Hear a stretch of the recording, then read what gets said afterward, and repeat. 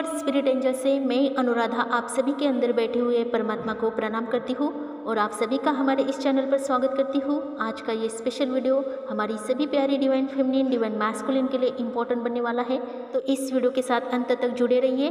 किसी प्यारी divine feminine का और बहुत से लोगों का ये कमेंट बॉक्स में सवाल आया है कि मैम ट्विन फ्लेम कनेक्शन और हमारे कार्मिक कनेक्शन, ये दोनों कनेक्शन हमें कन्फ्यूज़ करते हैं, ये दोनों कनेक्शन हमें समान लगते हैं और सेम होने की वजह से हम हमेशा डाउट में होते हैं कि ये हमारा ट्विन फ्लेम कनेक्शन है या हमारा कार्मिक कनेक्शन है।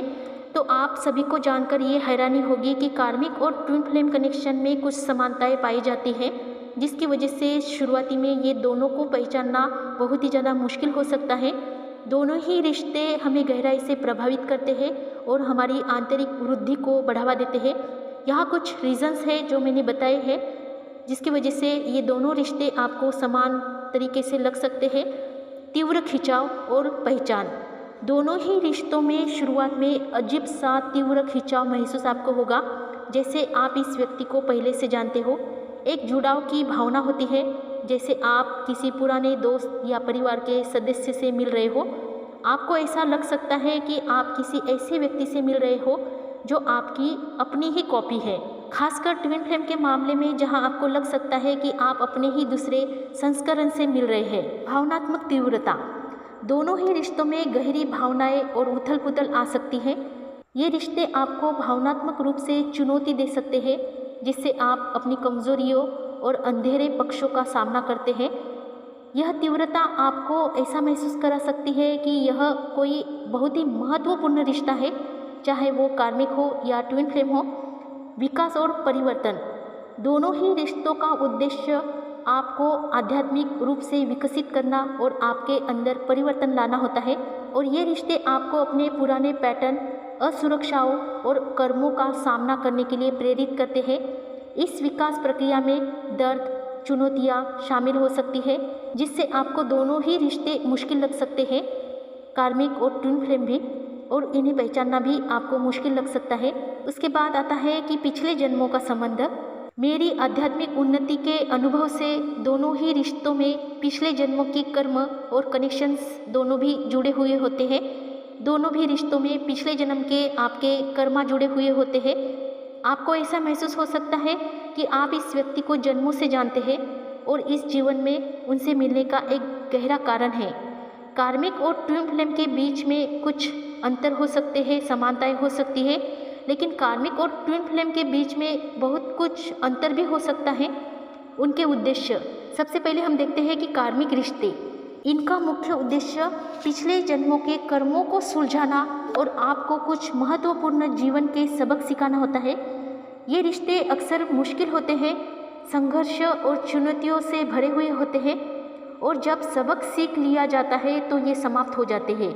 ये आपको भावनात्मक रूप से निचोड़ सकते हैं, अंततः आपको खुद पर काम करने के लिए मजबूर कर सकते हैं।